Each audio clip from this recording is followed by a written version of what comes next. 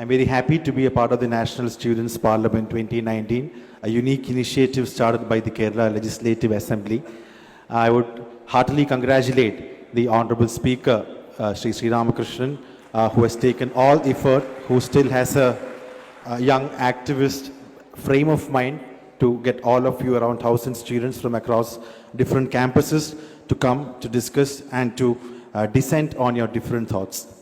When I sit on the stage, I see somebody who's like Dr. Kanaya Kumar on the stage. Right in front of me, I can see Dr. Agnivesh. On my left, I can see, along with the speaker, young MLA from Gujarat, Jignesh Mevani. A few lines from Tagore's Gitanjali comes to my mind. I think all of you, people from Kerala and all the other guests who have come from other places, you're very fortunate to come and witness this in Kerala, because as Tagore told in the Gitanjali, Kerala is a place where the mind is without fear and we can walk with our head held high. I welcome all of you to Kerala. And trust me, the Kerala Legislative Assembly has done some really pioneering work in the field of legislation over the last 50 odd years. If you see the national average of number of sittings that happen in different states, if you take a cross-section from 2011 to 2016, as was seen in a PRS report, the average sitting in most of the, more than 60% of the state assemblies is 28 days in a year. But I'm very proud to say that Kerala has consistently doubled that rate, and the most active form of legislation happens in our state. I am a part of the opposition. We have our political differences, we have our issues, but at the same time, all of us work together to ensure that there's active legislation and active dissent that happens in society. That's what makes our state, a little state, more different. And one more thing, in the parliament, we got something called the subject committees. If my information is correct, the subject committee, the concept of subject committees and select committees in the national parliament, it owes its origin to the Kerala State Assembly. The whole funda of having separate issues clubbed under standing committees or under subject committees was first started in the state of Kerala. So I am a part of the subject committee on youth and related affairs. So that owes its allegiance to the state of Kerala only. So I'm not taking much of a time. The most misused word in today's times, if you ask me, for any youth sessions is the demographic dividend, right? We're sick and tired. I'm sure for the last 2 days we've been hearing that 70% of India's youth is under the age of 30 or 35, right? And we, people like us sitting here who are under the age of 35, have to steer the country into prosperity in the future is what all of us strongly believe in. I have a small dissenting note here. The biggest problem that I feel is that of all the 70% of people under the age of 30, just to get a feeling, how many of us are interested in active politics? Nice. I could say 20%, right? Like active politics that Sri Kanaya Kumar or Jignesh or me or Chinda or Sri Ragesh, anybody active.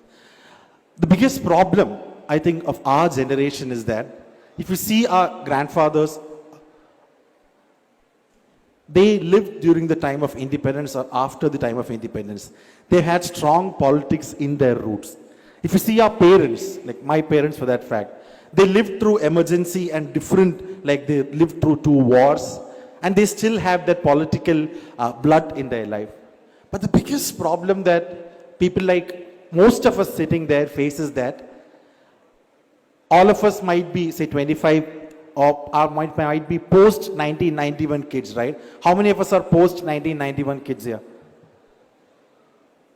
So most of us haven't seen that kind of political upheaval that has happened in the last 50 years. We've had our share of issues. We've had different movements. We have the Anna Hazare movement. We have Dr. Kanaya Kumar's movement. But the biggest problem that we face is that, as Ragesh told, we don't have active politics in our scheme of things.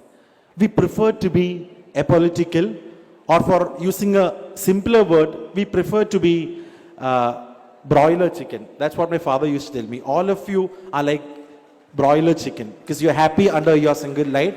You don't want to move out of your comfort zone. And the problem that happens is that when all of us are happy in our comfort level, we don't know what's happening beyond our lane. We don't know what's happening beyond our families. We don't know what's happening beyond our immediate vicinities. ഇവിടെയാണ്, it is in this place that we need to be actively engaged in politics. I've not been a full-blown politician myself. I've taken the, for lack of a better word, the dynastic or the legacy route. My father was the earlier speaker. He passed away. I came and Mr. G. Karthikeyan. So before I contested in a by-election, I am an MLA here. But the point that I have to raise is that we need younger, smarter people in Indian politics. That's a period statement. We need younger, smarter people. And all political parties, including my parties, the biggest problem that we face is that we don't have that source to get the best people from you. Like, I'm an engineer myself. Like at Trivandrum Engineering College, we have the best companies coming onto campus. You study in a business school, you have the best companies in campus. If you go study in a law school, you have the best law firms coming to campus. You go to a place like JNU, you have the best think tanks coming to campus. But where do, like my party, the International Congress, or the CPM, or the BJP, find the young, bright sparks? That is the biggest issue from a supply side that all of us face.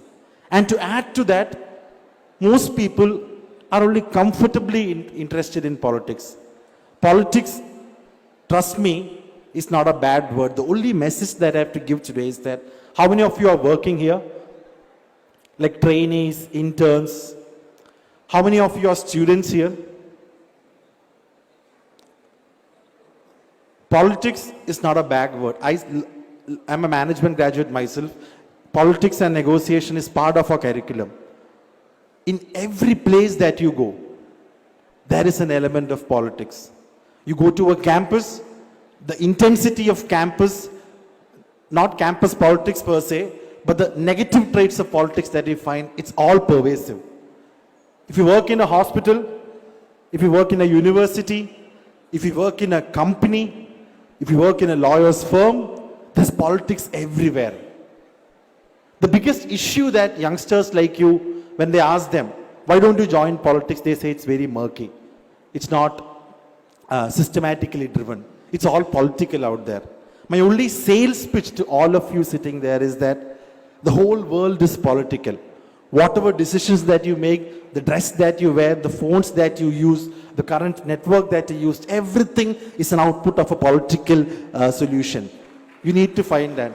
The whole fact that all of us are able to get cheap internet telephony, or a single company is able to erect around 4,000 towers all across the state, is also an output of a political decision. Realize that, understand that. So don't stay away from politics is the only thought that I want all of you to get into your mind. We need more young people. We need more smart people, because everything that all of us does is an output of a law, is an output of a policy. So we need to be getting more people, more young people who can breathe, think and speak politics. Politics, today's campuses, they take pride in being apolitical. As Honorable MP was saying, that people say that, okay, our campus is non-political. So parents are happy, students are happy. But the fact is that after 10 or 20 years, when you want something for your life, for your society, you won't have anyone to work for you, to fight for you. My last thought to all the apolitical people here is that if you turn apolitical, if you don't believe in politics, that's good for you as a person, on your personal front. But all of us are not individual. We're not stranded in an island. All of us have to live together. And trust me, the only connect that all of us will have when we go together is politics. Come and be a part of the active politics. And if you don't find space anywhere, I'm sure that all of us sitting here in a place like Kerala, you'll be happy and you can do your work. So thanks for inviting me for this session. I'm very keen to listen to Dr. Kanaya Kumar. One last word I have to say. My alma mater, I studied engineering in College of Engineering, Trivandrum. For the last 15 years, we had an issue when the men's hostel was open till 9:30 in the night. The rules say that the men's hostel could only be, the inmates had to come back by 6:30, but men being men, they could come back by 9:30, 10. But the ladies' hostel, the in time was 6:30 p.m. And all girls, like if they had to go for a movie, they had to come after the interval. If they had to go for a discussion, they had to come back by 6:30. So all of them started a revolt against the college authorities. I also lended my support in some small way. And I'm very happy to say that the government and the department finally decided that women can enter the hostel till 9:30. And just to take a quick guess, since I've connected Kanaya Kumar also, what would have been the name of that movement? Azadi. Thank you. Thanks a lot. See you.